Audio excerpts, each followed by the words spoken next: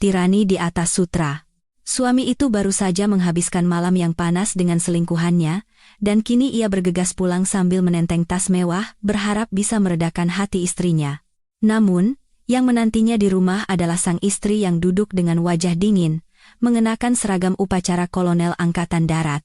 Baskara Widjojo, suami yang gegabah itu, setelah menghabiskan malam bersama kekasih gelapnya yang muda, buru-buru membeli tas Hermes untuk mengambil hati istrinya. Namun, ia tak pernah menyangka, saat membuka pintu depan, istrinya yang selama 3 tahun ini selalu tampak penurut, akan menantinya dengan ekspresi sedingin es, dalam balutan seragam kolonel yang gagah. Angin malam Jakarta, yang membawa sisa kelembapan dari hujan deras sore tadi, terasa lengket sekaligus sejuk saat menyapu pipinya. Sebuah Mercedes Maybach hitam berkilauan berhenti dengan mulus di depan lobi The Ritz-Carlton Pacific Place. Seorang petugas hotel sigap mendekat, membuka pintu mobil, dan membungkuk hormat. Baskara melangkah keluar dari pintu putar hotel sambil membetulkan dasinya yang sedikit miring. Ia menarik napas dalam-dalam, seolah mencoba menghilangkan sisa aroma parfum wanita yang samar-samar menempel di kemejanya. Di belakangnya, Rania menyusul. Dengan hanya mengenakan jas milik Baskara yang membungkus tubuhnya seadanya, ia menatap Baskara dengan mata yang basah, penuh kerinduan. "Mas Baskara, kok udah mau pulang? Aku kira malam ini kita bakal bareng terus," ucap Rania dengan suara manja, jemarinya yang berkuku panjang dan merah mengusap lembut lengan kokoh Baskara. Ia sadar posisinya, namun keserakahan seorang wanita selalu ingin menguji batas kesabaran pasangannya. Baskara menepis tangannya dengan lembut. Gerakannya tidak kasar, tapi tegas dan jelas menarik batasan. Ia mengeluarkan kartu hitam dari dompetnya, menyelipkannya di antara 2 jari, dan memberikannya pada Rania. "Jadi anak baik?" "Iya, ada urusan di rumah. Pakai ini buat beli apapun yang kamu mau. Pinnya tanggal lahirku. Jangan telepon setelah jam 10 malam." Rania menerima kartu itu, senyum di bibirnya makin merekah, meski matanya berkilat penuh perhitungan. Ia berjinjit, mengecup ringan pipi Baskara, meninggalkan jejak lipstik yang samar. "Iya, Mas, hati-hati di jalan ya. Aku cinta kamu." Baskara mengangguk dan masuk ke kursi belakang Maybach. Pintu mobil tertutup, memisahkannya dari dunia penuh dosa yang baru saja ia tinggali. Ia bersandar di kursi dan memijat pelipisnya. Sudah 3 bulan ia menjalin hubungan dengan Rania, sekretarisnya yang muda, cantik, dan ambisius. Baginya, Rania hanyalah bumbu penyedap dalam kehidupannya yang monoton. Ia adalah seorang pria, seorang CEO perusahaan teknologi yang sukses. Di kalangan atas, memiliki 1 atau 2 simpanan bukanlah aib. Selama ia tetap pulang ke rumah dan memberi istrinya uang belanja yang cukup, ia merasa tak ada yang berhak menghakiminya.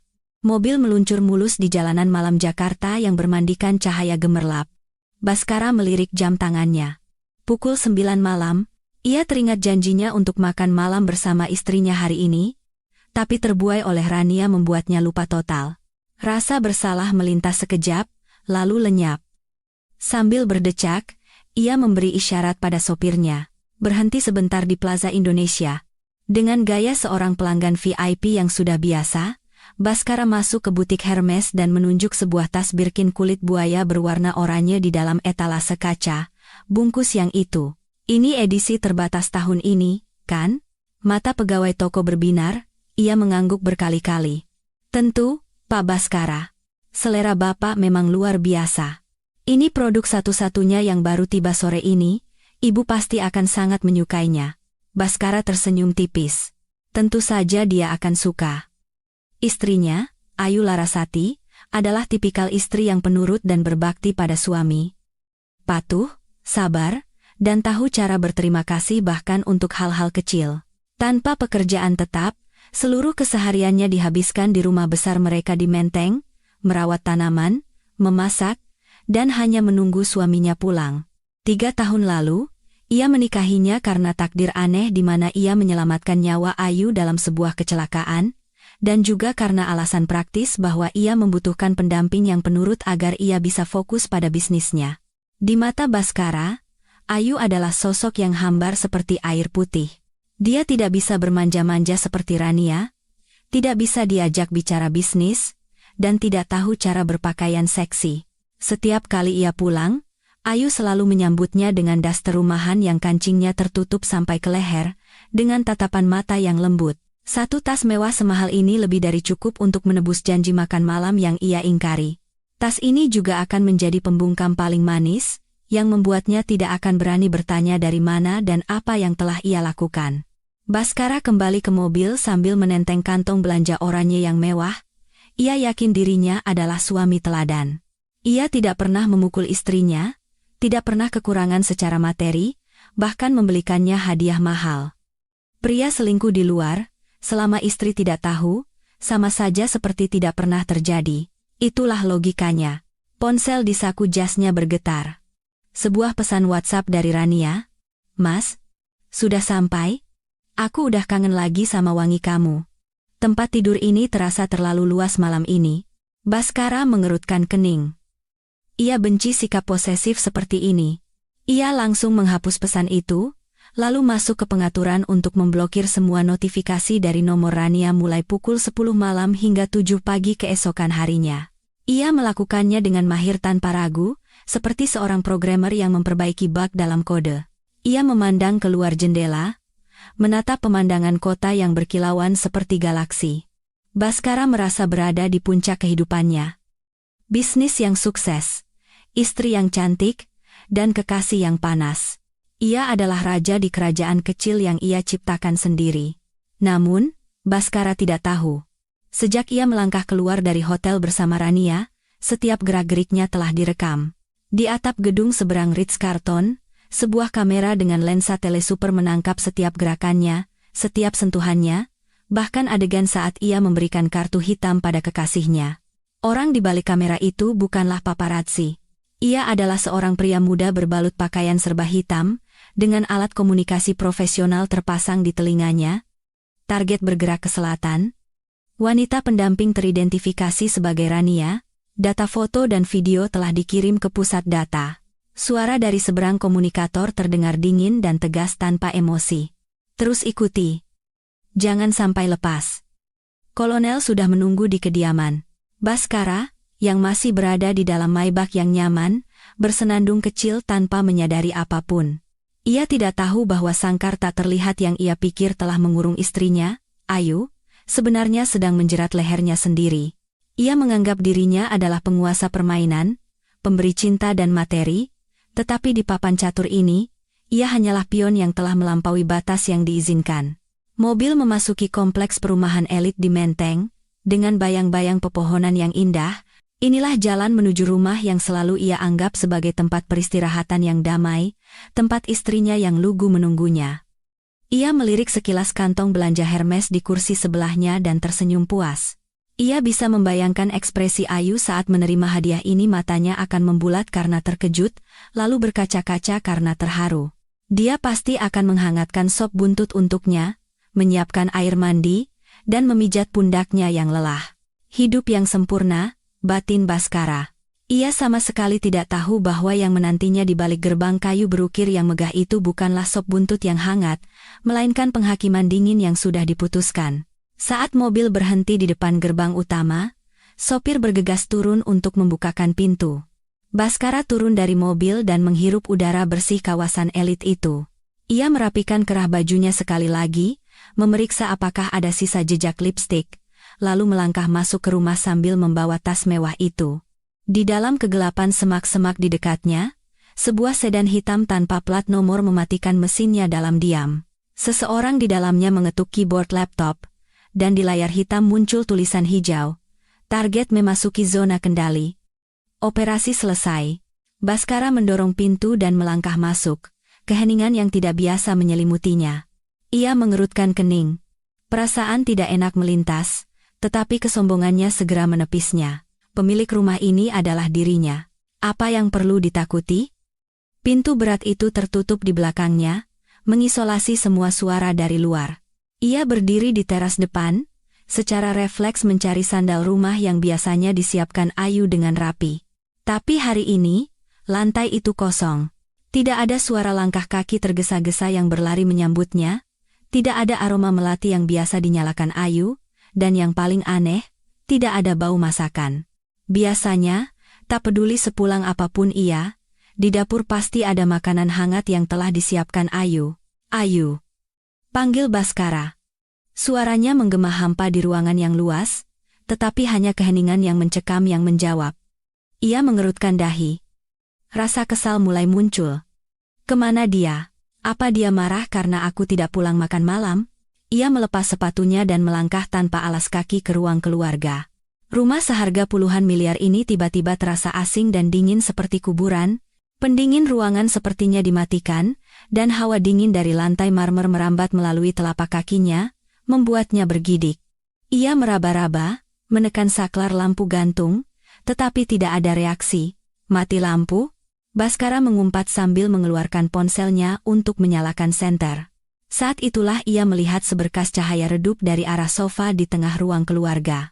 Cahaya itu berasal dari sebuah lampu baca kecil. Cahaya kuning yang tampak seperti lampu militer, yang fokus pada satu titik. Di bawah cahaya itu, Ayu duduk.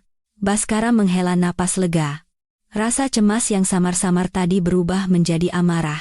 Ia melangkah mendekat dengan angkuh dan membentak, "Kamu lagi ngapain? Kalau mati lampu, kenapa nggak telepon bagian maintenance? Aku capek setengah mati, nggak ada makanan, lampu mati pula. Seharian di rumah kerjaanmu apa, sih?" Ayu tidak menjawab. Ia duduk tegak lurus seperti pohon pinus. Kedua tangan diletakkan rapi di atas lutut, tak bergerak sedikit pun. Ketika Baskara semakin dekat, cahaya lampu kecil itu menerangi sosoknya, dan ia membeku di tempat. Matanya membelalak kaget. Ayu tidak mengenakan daster sutra atau celemek yang biasa ia pakai. Di tubuhnya, terpasang seragam militer berwarna zaitun yang pas badan tanpa satu pun kerutan. Setiap garis dan jahitannya memancarkan keagungan dan wibawa. Di kerahnya, di atas dasar merah, berkilauan 2 bintang emas tanda pangkat kolonel, bersinar jelas di bawah cahaya redup. Tanda pangkat kolonel. Baskara berdiri terpaku, mengerjapkan matanya beberapa kali, mencoba mencerna pemandangan aneh di depannya. Ia kemudian tertawa terbahak-bahak, penuh cemoohan. "Wah, istriku hari ini ganti suasana. Ya? Sampai main cosplay seksi begini. Dapat dari mana baju itu? Kelihatan asli, sih? Sewa dari studio?" Ia melempar kantong belanja Hermes ke atas meja kopi dengan bunyi gedebuk yang memecah keheningan. Ia melonggarkan dasinya sambil mendekat, hendak membelai wajah Ayu. Matanya berkilat dengan nafsu yang tak senonoh. "Oke, aku akui kamu berhasil mengejutkanku. Jadi tentara, ya? Seleramu unik juga. Coba kita lihat. Kolonel, ya? Mau menghukum aku karena pulang telat? Siap, Kolonel, saya siap dihukum." Diranjang. Tepat sebelum tangan Baskara menyentuh pipi Ayu, hawa dingin tak kasat mata seolah menahannya. Ayu perlahan mengangkat kepalanya, tatapan matanya, yang selalu terlihat lembut dan patuh, kini setajam silet, dingin, dan bahkan memancarkan aura membunuh. Itu bukan tatapan istri yang merajuk. Itu tatapan seorang pemburu yang melihat mangsanya terperangkap. Baskara berdiri tegak. Suaranya tidak keras, tetapi rendah dan bertenaga, mengandung wibawa sebuah perintah yang membuat Baskara tanpa sadar menarik tangannya. Punggungnya merinding, meskipun belum mengerti apa yang terjadi, rasa takut yang primal merayap ke dalam hatinya. Kamu ngomong apa? Sih? Kesambet, ya?" Baskara tergagap, mencoba mempertahankan sisa harga dirinya. Ia menunjuk tas Hermes di atas meja. "Aku bawain hadiah buat kamu. Tas Birkin. Cuma ada satu di Jakarta. Udah, jangan sok jual mahal lagi. Ganti baju konyol itu dan siapin makan. Aku lapar." Ayu, masih tanpa melirik tas seharga ratusan juta itu, perlahan berdiri. Gerakannya terukur dan tanpa celah, memancarkan aura prajurit yang selama 3 tahun ini tidak pernah dilihat, atau mungkin tidak pernah dipedulikan oleh Baskara. Saat ia berdiri, ia bahkan tampak lebih tinggi. Dia bukan lagi wanita kecil yang bersembunyi di balik punggung suaminya. Bayangannya memanjang di dinding, menelan sosok Baskara sepenuhnya. Ia melangkah ke arahnya. Sepatu bot militernya beradu dengan lantai marmer, menghasilkan bunyi tak yang keras seperti baja. "Baskara? Apa menurutmu aku sedang bercanda? Tanyanya. Suaranya tetap datar, tetapi setiap kata seolah menancap di udara. Baskara mundur selangkah dan menabrak ujung meja kopi. Ia mulai sadar bahwa situasi aneh ini bukanlah lelucon. Seragam itu terlalu pas di badannya, terlalu nyata, lencana, papan nama, bahkan bekas aus yang sangat kecil di ujung lengan semua menunjukkan tanda-tanda pemakaian lama, bukan baju sewaan baru. Kamu sebenarnya siapa? Pertanyaan bodoh itu keluar dari mulut Baskara. Ia telah hidup bersamanya selama 3 tahun, tidur di ranjang yang sama, makan di meja yang sama. Tapi sekarang, di saat ini, ia bertanya pada istrinya sendiri, siapa dia? Ayu mengangkat sedikit sudut bibirnya. Senyum dingin yang belum pernah ia lihat, ia mengambil sebuah map dari samping tas Hermes dan melemparkannya dengan ringan ke arah Baskara. Buka, setelah kamu lihat semuanya, tanyakan lagi siapa saya. Baskara mengambil map itu dengan tangan gemetar. Di sampulnya tidak ada tulisan apapun, hanya stempel merah bertuliskan Rahasia Negara, yang di atasnya ditimpa stempel lain bertuliskan Deklasifikasi.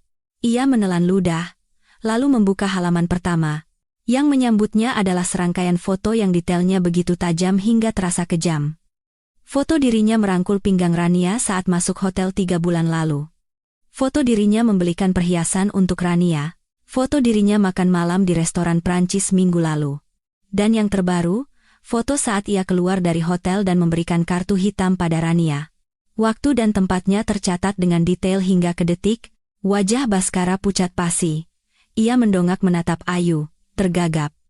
Kamu memata-mataiku? Kamu sewa detektif swasta?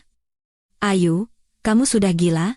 Berani-beraninya kamu melanggar privasiku. Ia meledak dalam amarah, mencoba menutupi rasa takut yang membuncah di dadanya. Ia melempar tumpukan foto itu ke lantai dan menunjuk wajah Ayu. Kamu pikir kamu siapa? Kamu itu cuma perempuan numpang hidup. Aku yang kasih makan, kasih tempat tinggal, kasih rumah mewah, sekarang berani-beraninya gigit majikan. Ayu sama sekali tidak terpengaruh oleh amarahnya. Ia menatap Baskara dengan tenang, seolah menonton pertunjukan badut. Ia mengambil selembar kertas lagi dari atas meja. Kertas ini tipis, tetapi bobotnya terasa bertonton. Ini surat gugatan cerai, saya sudah tanda tangan. Sekarang giliranmu. Baskara menatap bergantian surat cerai dan seragam istrinya. Kepalanya pusing, ia tidak bisa mengerti bagaimana istrinya yang penurut bisa berubah begitu drastis dalam sekejap. Dan seragam itu, apa-apaan itu? Kamu mau cerai karena mau bagi harta, kan? Jangan mimpi. Nggak akan aku kasih sepeser pun. Justru aku yang akan menuntutmu karena perzinahan. Baskara, potong Ayu.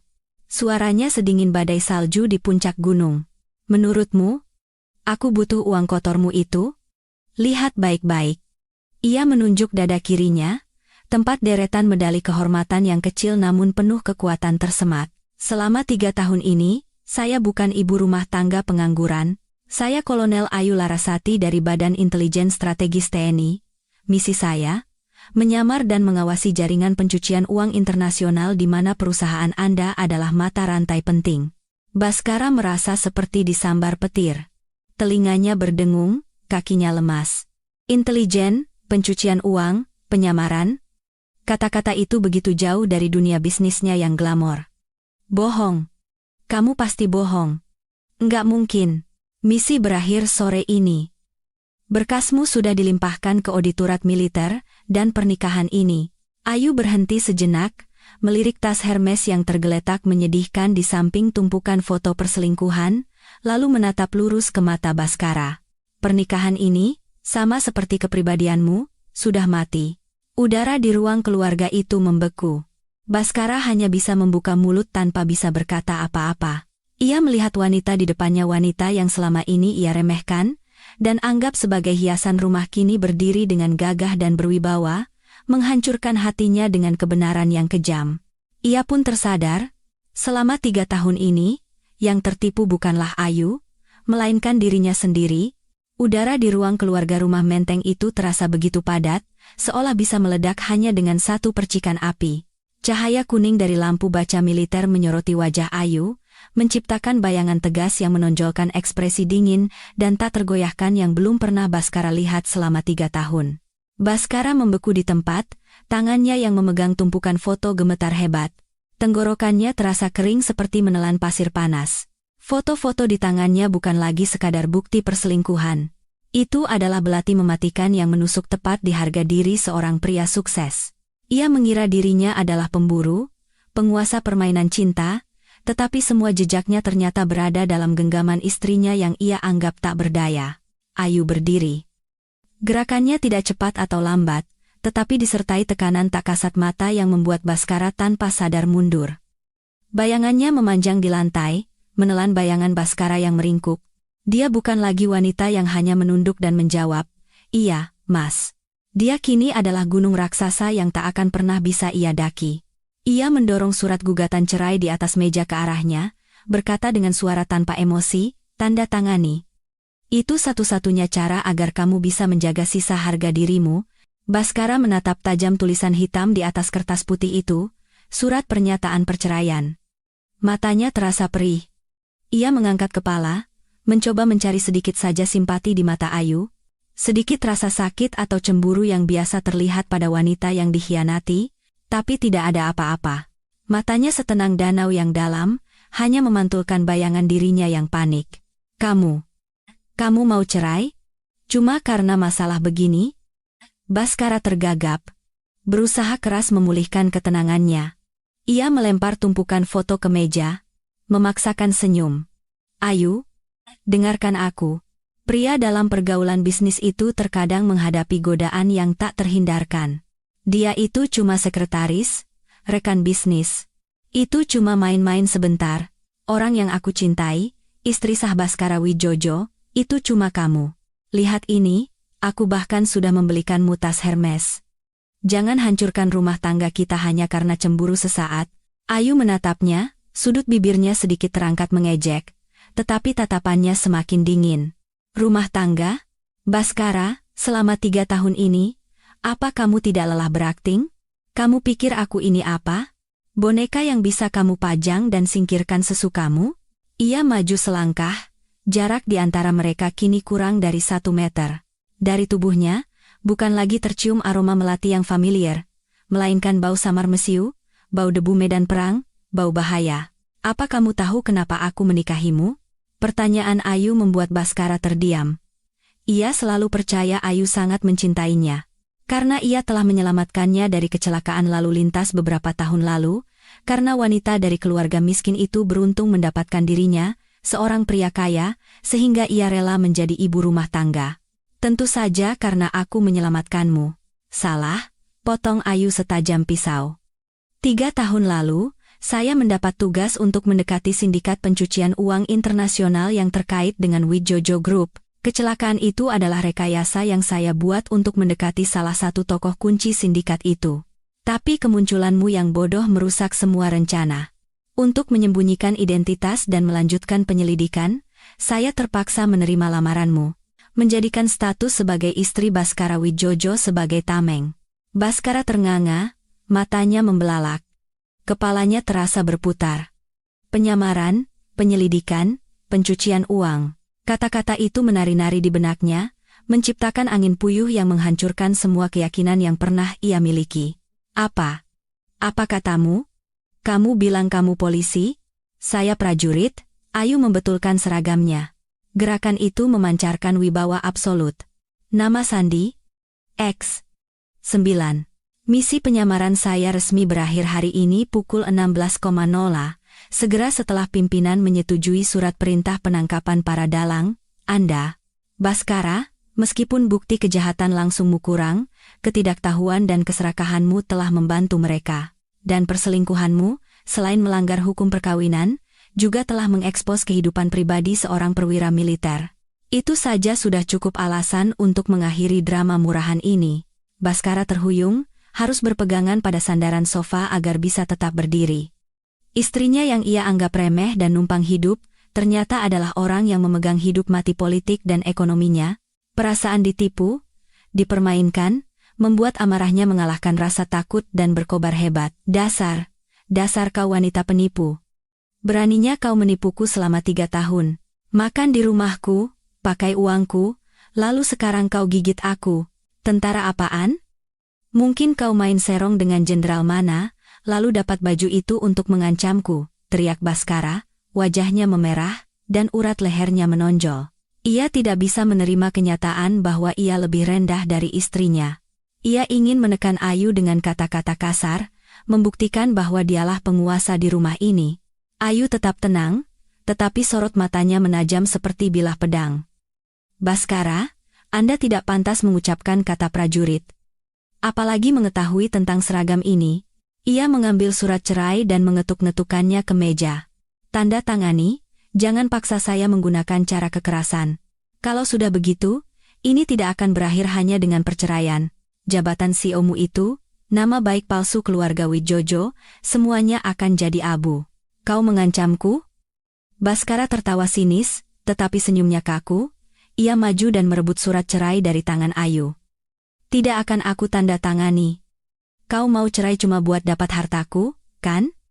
Mimpi saja. Aku akan membuatmu hancur di masyarakat. Aku akan menuntutmu atas penipuan pernikahan. Suara sobekan kertas yang tajam bergema di ruangan yang sunyi. Baskara dengan gila merobek-robek surat cerai itu, menyebarkan serpihan putihnya ke udara seperti kelopak bunga. Ia terengah-engah, menatap Ayu dengan mata penuh kebencian. Tidak ada perceraian, kau tetap istriku. Perempuan yang numpang hidup di keluarga Wijojo. Mau pergi kemana? Ke kampung halamanmu yang miskin itu? Coba saja hidup tanpa uangku. Aku akan langsung hentikan uang bulanan yang kukirim ke orang tua dan adik-adikmu. Nanti kita lihat, kau pasti akan datang mengemis padaku. Ayu menatap serpihan kertas yang bertebaran di lantai, lalu menatap wajah Baskara yang bengkok karena amarah. Ia tidak marah. Ia hanya kasihan. Baskara masih percaya pada cerita keluarga miskin di desa yang ia karang. Ia tidak tahu bahwa uang yang ia kirim setiap bulan sebenarnya disalurkan ke yayasan amal untuk anak-anak di pedalaman, dan orang tuanya. Mereka sudah lama gugur sebagai pahlawan negara saat ia masih kecil. 1 lembar kau robek, pengacaraku akan mencetak 10 lembar lagi, kata Ayu dengan suara rendah. Dan jangan khawatirkan keluargaku, kau tidak pernah punya kesempatan bertemu mereka, dan tidak akan pernah. Mereka semua beristirahat di Taman Makam Pahlawan Kalibata. Baskara terdiam. Kata-kata Ayu seperti tamparan air es di pipinya. Namun, sebelum ia sempat mencerna informasi mengejutkan itu, suara gemuruh tiba-tiba terdengar dari luar gerbang, memecah keheningan malam di kompleks elit itu. Suara mesin yang menderu itu bukan suara lembut supercar atau sedan mewah yang biasa terdengar di sini. Itu adalah suara gemuruh mesin diesel militer yang kuat, kasar, dan penuh ancaman. Getarannya bahkan terasa samar di bawah kaki Baskara. Baskara kaget dan berlari ke jendela ruang keluarga. 2 sorot lampu depan yang kuat menembus taman dan menyinari ruang keluarga, membuatnya harus menyipitkan mata. Apa-apaan ini? Gumamnya, lalu bergegas ke pintu. Amarahnya sejenak terlupakan oleh rasa penasaran dan cemas. Ketika ia membuka pintu depan lebar-lebar, pemandangan di depannya membuatnya membeku di tempat. 3 kendaraan gagah berhenti di depan gerbang. Di depan dan belakang, SUV hitam dengan lampu rotator memblokir jalan. Sirenenya tidak berbunyi, tetapi kilatan cahaya biru dan merah di tengah kegelapan malam menciptakan ketegangan yang menyesakkan. Namun, yang paling mengejutkan Baskara adalah kendaraan di tengah. Itu adalah kendaraan komando militer yang telah dimodifikasi, besar seperti monster baja. Catnya berwarna hijau tua doff, dan yang paling mencolok adalah plat nomornya, plat merah dengan tulisan kuning. Plat nomor TNI. Siapapun di negara ini tahu apa arti plat nomor itu. Itu adalah simbol kekuasaan absolut militer, sebuah ranah yang tidak akan pernah bisa disentuh oleh orang seperti Baskara, tak peduli sebanyak apapun uang dan koneksi bisnisnya. Gerbang besi villa yang selalu dibanggakan Baskara karena kokoh dan aman, kini tampak setipis kertas di depan kendaraan-kendaraan gagah itu. Seorang satpam dari pos jaga berlari dengan wajah pucat pasi, tak berani bertanya sepatah kata pun, hanya membuka gerbang dengan tangan gemetar. Pintu kendaraan komando di tengah terbuka, dan seorang pria muda turun. Ia mengenakan seragam tempur, sepatu bot, dan pistol tersampir di pinggangnya. Posturnya tegap seperti pohon pinus, wajahnya tegas dan muda, tetapi sorot matanya sangat tajam. Perwira muda itu tidak melirik Baskara yang berdiri bengong di depan pintu, dan langsung berjalan cepat masuk ke dalam rumah. Dua tentara lain turun dari kendaraan pengawal, berdiri tegap di samping mobil dengan tangan di gagang pistol, dalam posisi siaga penuh.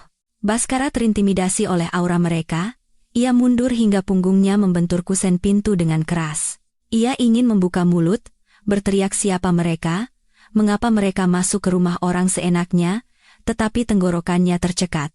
Perwira muda itu masuk ke ruang keluarga dan melihat Ayu berdiri tegak di antara serpihan surat cerai. Ia segera mengambil sikap sempurna dan memberi hormat dengan gerakan yang tegas. "Siap. Hormat." Suaranya yang lantang menggema. Mayor Dimas Prakoso, Komandan Tim Pengawal 1, Direktorat Operasi BAIS, siap menunggu perintah. Kendaraan penjemputan sudah siap. "Mohon izin." "Komandan, silakan naik." Panggilan kolonel dan komandan menggelegar di telinga Baskara seperti petir. Ia menatap bergantian istrinya dan mayor muda itu. Ini bukan akting. Ini bukan penipuan. Rasa hormat dan kepatuhan absolut di mata prajurit itu tidak mungkin dipalsukan. Ayu mengangguk ringan, membalas hormat, penampilannya telah berubah total. Bagi Baskara, ia tampak begitu berwibawa dan mulia, membuat dirinya sendiri terasa kecil dan hina. "Terima kasih, Mayor. Mari kita berangkat." Ayu berbicara singkat dan tidak membawa barang apapun. Pakaian, perhiasan, barang-barang mewah yang dibelikan Baskara semuanya ia tinggalkan tanpa penyesalan. Ia hanya membawa map berisi dokumen yang sudah dideklasifikasi dari atas meja. Ia berjalan melewati Baskara. Tidak berhenti, tidak menoleh. Ujung seragamnya menyapu tubuh Baskara, membawa angin dingin. "Ayu." Panggil Baskara lemah. Tanpa sadar ia mengulurkan tangan hendak meraih lengan Ayu, tetapi tatapan tajam Mayor Dimas langsung membuatnya menarik kembali tangannya. Itu adalah tatapan peringatan yang seolah berkata, "Jika kau berani menyentuhnya, kau akan lumpuh di tempat." Ayu melangkah keluar. Keributan itu sudah menarik perhatian tetangga sekitar.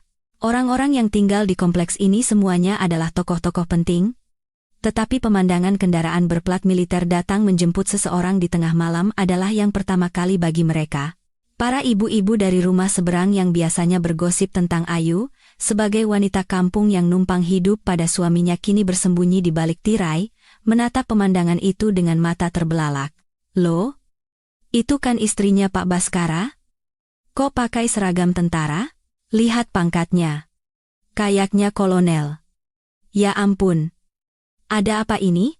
Mobilnya plat TNI AD. Sebenarnya siapa perempuan itu? Keluarga Wijojo kali ini salah cari gara-gara. Sepertinya." Bisik-bisik itu terbawa angin malam dan sampai ke telinga Baskara. Wajahnya terasa panas, rasa malu dan hina menjalari dirinya. Ia sering membanggakan pada tetangganya bahwa istrinya penurut dan patuh. Sekarang, mereka semua menyaksikan bagaimana ia dicampakkan dengan cara yang paling berwibawa oleh istri yang penurut itu. Ayu berdiri di samping kendaraan komando. Seorang prajurit pengemudi sudah membukakan pintu dan berdiri dalam sikap sempurna, memberi hormat. Ia berhenti sejenak, menoleh ke belakang, ke arah villa mewah itu. Pandangannya menyapu Baskara yang berdiri gemetar di ambang pintu, dan tas Hermes oranye yang tergeletak di lantai yang dingin di sebelahnya. Tidak ada penyesalan, tidak ada rasa sakit. Hanya kelegaan. Saat ia naik ke mobil, pintu tertutup dengan bunyi klang yang keras, menghalangi pandangan Baskara. "Jalan." Suara Mayor Dimas terdengar melalui radio, konvoi kendaraan mulai bergerak. Sorot lampu depan menyinari wajah Baskara untuk terakhir kalinya, membuatnya silau dan harus menutupi wajah dengan tangannya. Kendaraan-kendaraan itu lenyap di telan malam, meninggalkan asap tipis dan keheningan yang mematikan. Baskara berdiri sendirian di rumah yang luas. Angin malam berhembus masuk melalui pintu yang terbuka lebar, dinginnya menembus hingga ke tulang. Ia menunduk menatap serpihan surat cerai di kakinya, yang tampak seperti kelopak bunga putih di upacara pemakaman. Perlahan, ia merosot ke lantai, memegangi kepalanya dengan kedua tangan. Sosok Ayu dalam seragam militer, Tatapan dinginnya, sikap hormat para prajurit semuanya berputar ulang di benaknya seperti film lambat. Ia melihat tas Hermes oranye di sebelahnya. Kini, tas itu tampak begitu menyilaukan dan mengejek. Ia membelinya seharga ratusan juta, berpikir bisa membeli kebisuan dan kesetiaan istrinya. Tapi ia tidak tahu. Wanita itu memanggul tanggung jawab negara di bahunya, dan memegang rahasia negara yang tak akan pernah bisa ia sentuh seumur hidupnya. Dibandingkan dengan pangkat di bahunya, nilai tas ini tak lebih dari sebutir pasir di gurun.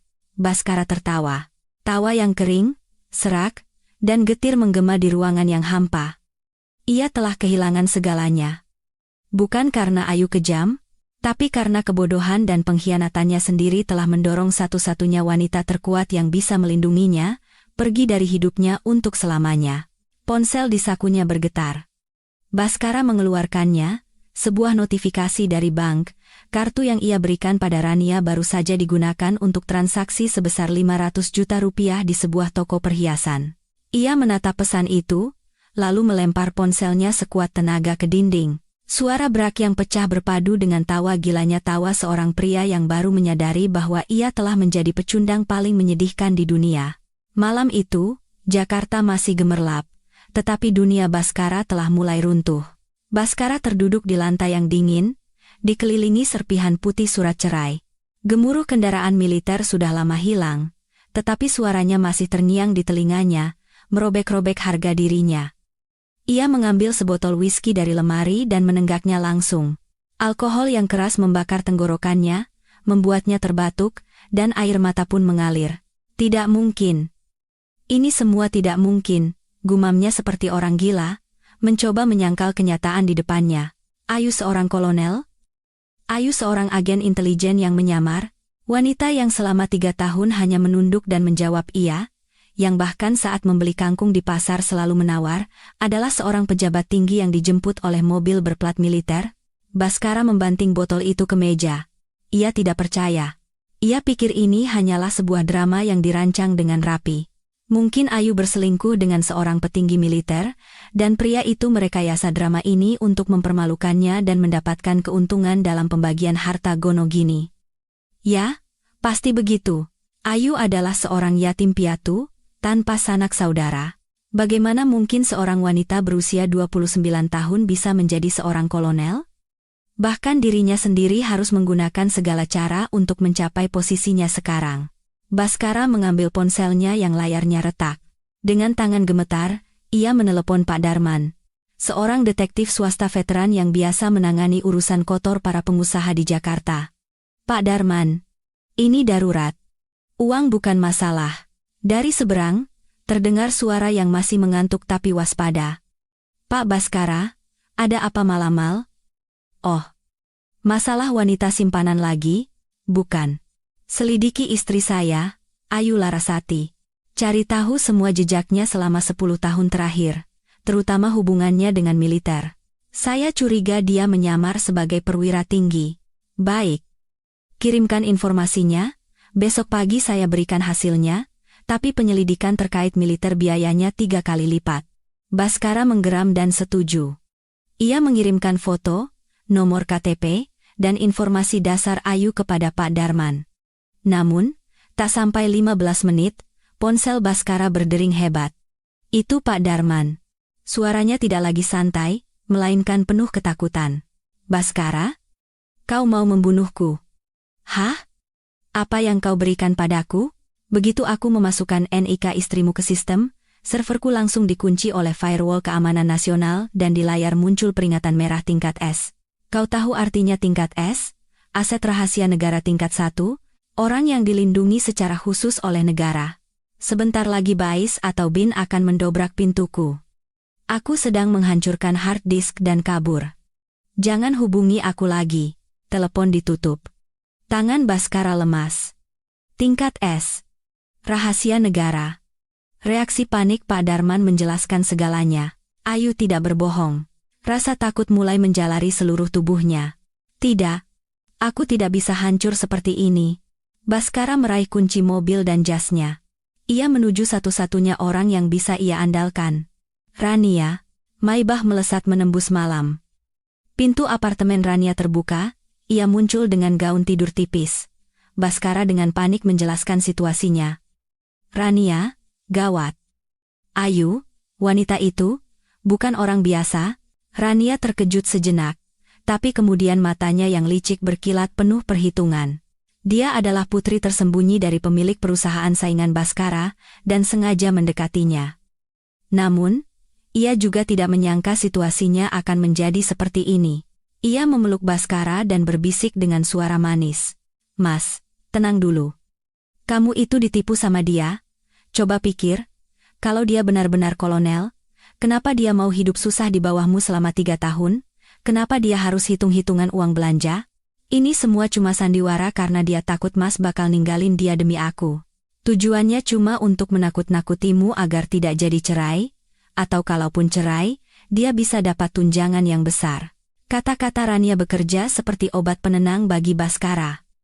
Benar. Itu lebih masuk akal.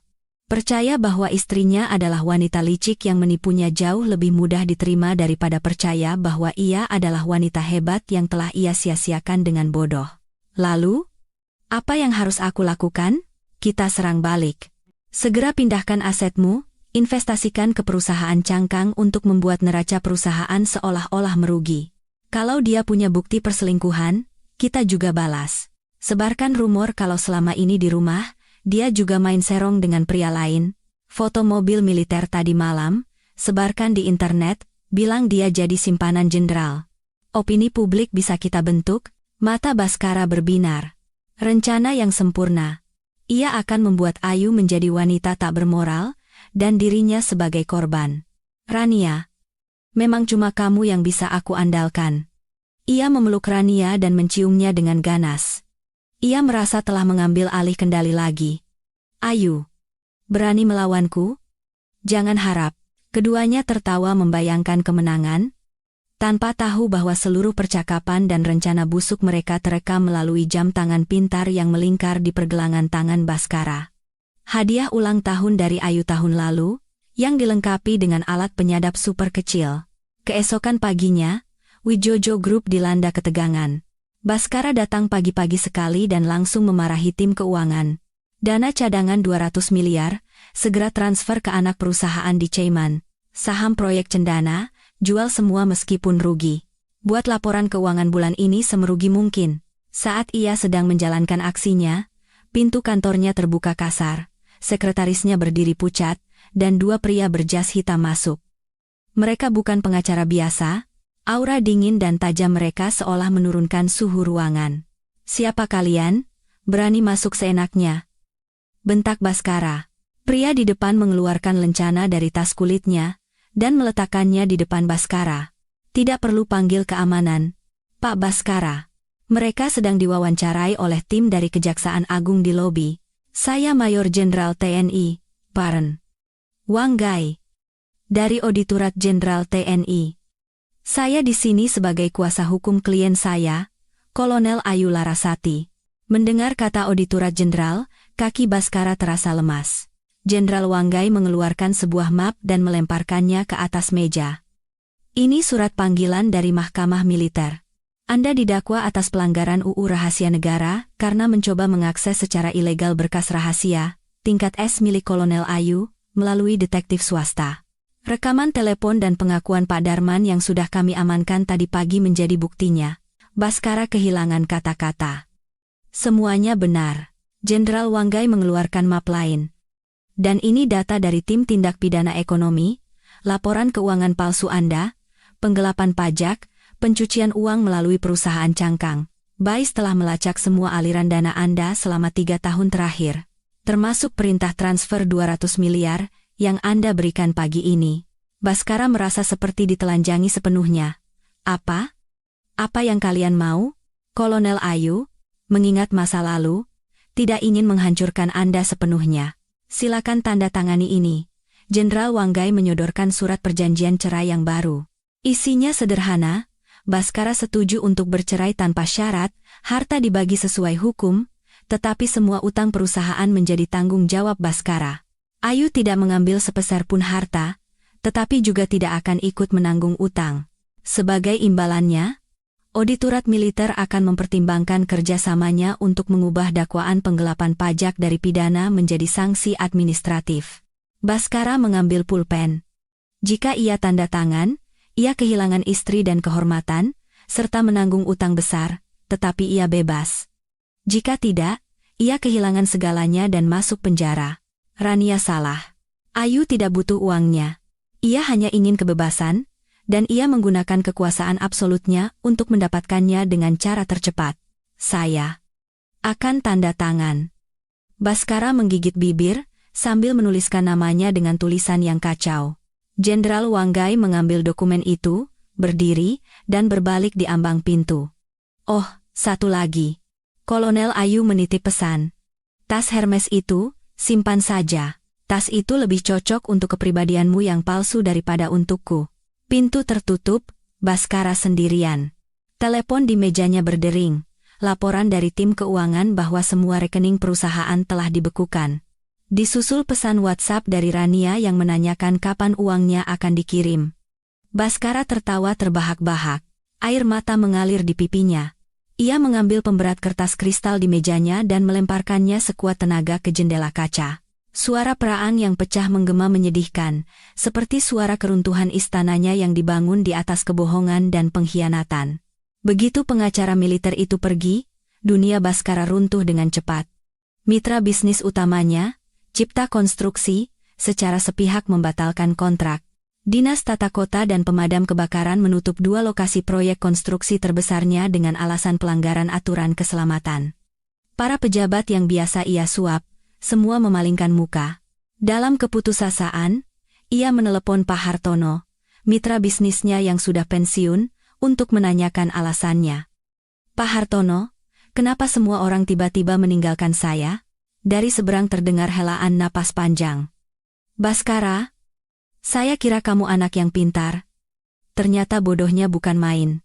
Kamu pikir bisnismu lancar selama 3 tahun ini karena kemampuanmu sendiri? Pak Hartono mengingatkannya pada sebuah acara 3 tahun lalu, saat Baskara pertama kali membawa istrinya. Istrimu waktu itu bilang mau menjenguk ayah angkatnya di Panti Reda, dan kamu mengejek orang tua itu kampungan, kan? Baskara mencoba mengingat. Ayu memang setiap bulan menjenguk ayah angkatnya, tapi ia selalu menolak turun dari mobil dan meremehkannya. Kamu tahu siapa orang tua itu? Beliau itu Jenderal Besar Purnawirawan Soedarsono, salah satu sesepuh bangsa ini.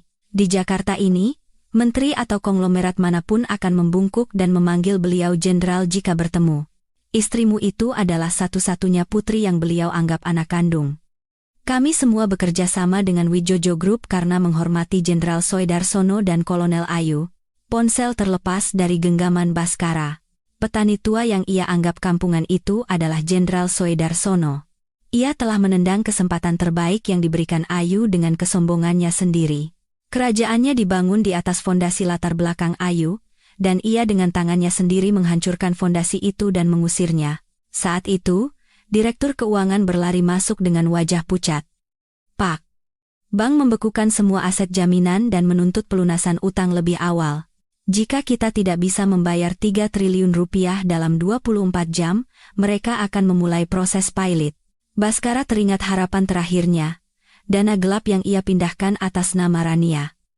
Ia segera melesat ke apartemen Rania, tetapi pintunya terkunci dan gemboknya telah diganti. Setelah mendobrak pintu, ia menemukan apartemen itu kosong. Barang-barang mewah dan perabotan yang ia belikan telah lenyap. Di atas meja rias, hanya ada secari kertas. Mas, maaf ya. Hidup nggak bisa cuma modal cinta. Aku nggak bisa menyia-nyiakan masa mudaku di samping pria bangkrut. Uang di rekening itu aku pinjam untuk memulai hidup baru. Semoga beruntung. Baskara meremas kertas itu dan meraung seperti binatang. Tepat pada saat itu, sebuah email anonim masuk ke ponselnya. Subjeknya, hadiah. Lampirannya berisi foto Rania duduk di pangkuan direktur utama perusahaan saingannya, Suryo Adhiwijoyo dari Nusantara Group. Foto saat Rania diam-diam menyalin data dari laptopnya. Dan bukti transfer sebesar 50 miliar rupiah dari Suryo untuk pembayaran proyek X Jam. Proyek X adalah cetak biru teknologi inti yang menjadi pertaruhan hidup mati Wijojo Group. Ini jelas dikirim oleh Ayu, yang sudah tahu segalanya.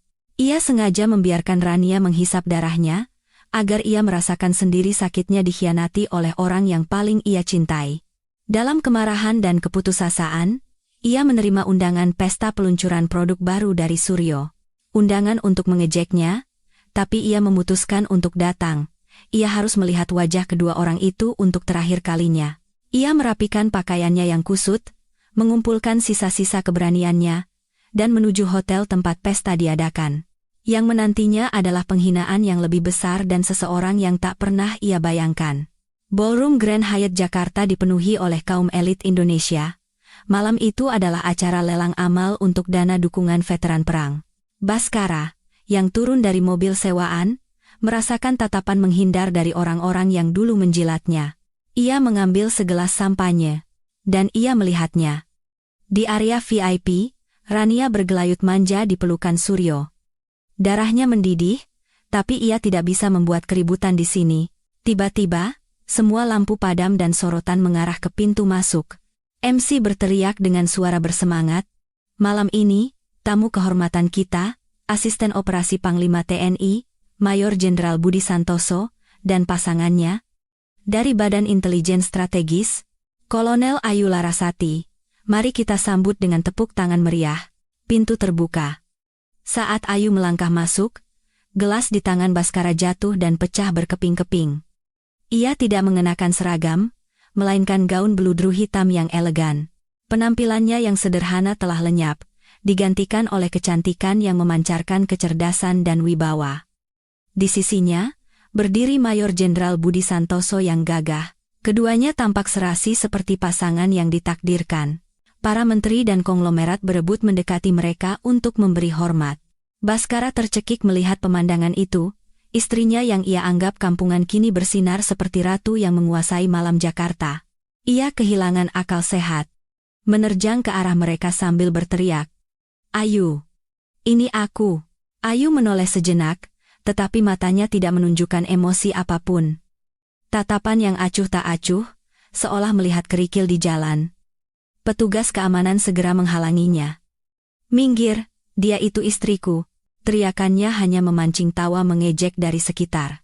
Mayor Jenderal Budi menatapnya dengan dingin sekali, dan Baskara langsung membeku. "Tamu itu sepertinya terlalu banyak minum. Tolong antar dia keluar untuk beristirahat." Perintah pelan Mayor Jenderal Budi membuat Baskara diseret keluar dari ballroom seperti sampah. Di luar hotel, di tengah udara malam yang dingin, ia berjalan ke sebuah bar kumuh dan minum seperti orang gila. Ia meraung-raung, mengatakan bahwa dialah penyelamat nyawa Ayu. Bagaimana bisa Ayu melakukan ini padanya? Tiba-tiba, seorang pria duduk di depannya. "Itu adalah ajudan Ayu. Anda benar-benar berpikir Anda adalah penyelamatnya, Pak Baskara?" Ajudan itu berkata dengan dingin, lalu mengungkapkan kebenaran tentang kecelakaan 3 tahun lalu. Kecelakaan itu adalah operasi rekayasa yang dirancang Ayu untuk menangkap gembong narkoba. Intervensi Baskara membuat operasi itu gagal. Untuk melindungi Baskara dari sindikat dan menyembunyikan identitasnya, Ayu terpaksa membuat kecelakaan yang lebih besar dan menikahi Baskara. "Anda bukan pahlawan. Anda adalah pengganggu yang merusak operasi. Kolonel Ayu harus menderita di bawah orang seperti Anda selama 3 tahun demi menyelesaikan misinya." Setiap kata dari ajudan itu menusuk jantung Baskara. Ia bukan penyelamat, ia adalah beban. Ayu tidak pernah mencintainya, ia hanya menahannya. Baskara tertawa gila. Ia adalah badut dalam sebuah komedi tragis selama 3 tahun tanpa ia sadari. Ia menyadari bahwa ia telah kehilangan segalanya atau lebih tepatnya, ia tidak pernah memiliki apapun sejak awal. Keesokan harinya, Baskara dicerca oleh para pemegang saham di kantornya. Sebagai harapan terakhir, ia pergi ke markas BAIS tempat Ayu bekerja. Ia berlutut di depan gerbang utama di tengah hujan deras, menunggu Ayu keluar. Beberapa jam kemudian, yang keluar adalah Mayor Dimas. "Pak Baskara, percuma Anda berakting di sini. Kolonel sedang memimpin rapat strategi pertahanan nasional. Beliau tidak punya waktu untuk orang seperti Anda." Mayor Dimas menyampaikan pesan dari Ayu. Kolonel berpesan, "Hubungan Anda dan beliau sekarang hanyalah antara penggugat dan tergugat. Jika ada yang ingin dikatakan, sampaikan pada hakim di pengadilan. Dan beliau memerintahkan Anda untuk segera enyah dari sini." Baskara putus asa. Ia mencari Rania, orang yang terakhir kali mendorongnya ke jurang. Ia menemukan Rania bersembunyi di sebuah motel murah, memukulinya, dan merebut kembali uang yang ia curi. Rania, dengan wajah babak belur, memutuskan untuk balas dendam. Sambil menangis, ia merekam video palsu yang mengklaim bahwa ia dianiaya secara tidak adil karena kekuasaan Kolonel Ayu, lalu mengunggahnya ke media sosial. Video itu viral seketika. Publik marah pada penyalahgunaan kekuasaan oleh pejabat. Baskara mengira ini adalah kesempatannya. Ia bekerja sama dengan Rania, mengunggah tulisan bahwa ia juga korban kekerasan oleh Ayu selama 3 tahun. Opini publik berbalik melawan Ayu, tapi mereka lupa siapa yang mereka hadapi. Keesokan paginya pukul 10, Markas Besar TNI mengadakan konferensi pers resmi. Mereka merilis rekaman CCTV Baskara memukuli Rania, bukti perselingkuhannya, dan rekaman percakapan rencananya untuk memindahkan aset. Dan yang terakhir, mereka menunjukkan foto punggung Ayu yang penuh dengan bekas luka dari masa tugasnya, membuktikan betapa besar pengabdiannya pada negara. Opini publik berbalik 180 derajat. Baskara dan Rania, yang menghina pahlawan nasional, seketika menjadi musuh publik. Siang itu, keduanya ditangkap polisi atas tuduhan penyebaran berita bohong dan pencemaran nama baik. Orang tua Baskara dari kampung datang ke Jakarta dan membuat keributan di depan kantor polisi. Mereka tidak memikirkan kesalahan putranya, malah menuntut menantu mereka yang sukses untuk menafkahi mereka. Mereka bahkan datang ke markas BAIS, tiduran di depan gerbang, dan berteriak-teriak. Ayu keluar sendiri, dengan dingin mencucu pelanggaran mereka, dan menyerahkan mereka ke polisi militer atas tuduhan menghalangi tugas negara dan memasuki kawasan objek vital militer tanpa izin. Baskara kehilangan keluarganya juga. Sementara itu, gembong narkoba yang menjadi target Ayu, menculik Baskara untuk membalas dendam. Ia menjadikan Baskara sebagai sandera untuk memancing Ayu keluar. Di saat-saat genting, Baskara menelepon Ayu untuk terakhir kalinya, meminta tolong. Ayu dengan dingin berkata, "Saya tidak menyelamatkan Anda. Saya menyelamatkan seorang warga negara Indonesia." Tetapi ia segera memimpin tim pasukan khusus untuk operasi penyelamatan. Dalam baku tembak di sebuah pabrik kimia tua, Ayu tertembak di bahu saat mencoba melindungi Baskara. Melihat itu, Baskara kehilangan akal. Ia tidak mau lagi menjadi beban baginya. Ia melepaskan diri dari rantai yang mengikatnya dan menerjang gembong narkoba yang hendak menembak lagi. "Jangan sentuh dia." Saat ia berteriak, gembong itu menusuk perutnya 2 kali dengan pisau. Baskara, sambil bersimbah darah, tidak melepaskan lawannya. "Ayu, tembak!" Mendengar teriakannya, Ayu menahan air mata dan dengan akurat menembak tepat di antara kedua mata gembong itu, menewaskannya seketika. Saat sadar di rumah sakit, Ayu datang menemuinya. Baskara berharap tindakannya yang mempertaruhkan nyawa bisa meluluhkan hati Ayu, tetapi Ayu tetap dingin. "Kau menyelamatkanku, anggap saja itu untuk melunasi utangku saat menyelamatkanmu 3 tahun lalu. Sekarang kita impas." Ia menegaskan bahwa ia tidak lagi memiliki cinta maupun benci padanya. Baskara hanyalah sebuah kesalahan di masa lalu. Saat itu, seorang dokter mendekati Baskara dan memberitahukan bahwa 2 tahun lalu, Ayu pernah keguguran. Ia kehilangan bayi mereka karena didorong oleh Baskara saat mabuk, tetapi Ayu menyembunyikan fakta itu agar Baskara tidak merasa bersalah. Baskara akhirnya sadar bahwa ia bukan hanya telah membunuh cinta istrinya, tetapi juga anaknya sendiri. Ia menangis histeris. Ia telah kehilangan segalanya, dan kini terkurung dalam penjara rasa bersalah yang tak akan pernah terhapus. 3 tahun berlalu. Baskara bekerja sebagai petugas kebersihan di pinggiran kota, hidup dengan susah payah, kemewahan masa lalunya tak bersisa. Suatu malam, di sebuah warung makan sederhana, ia melihat berita di TV tua. Di layar, tampak sosok Ayu yang dilantik menjadi jenderal wanita termuda di Indonesia, dengan pangkat brigadir jenderal di bahunya.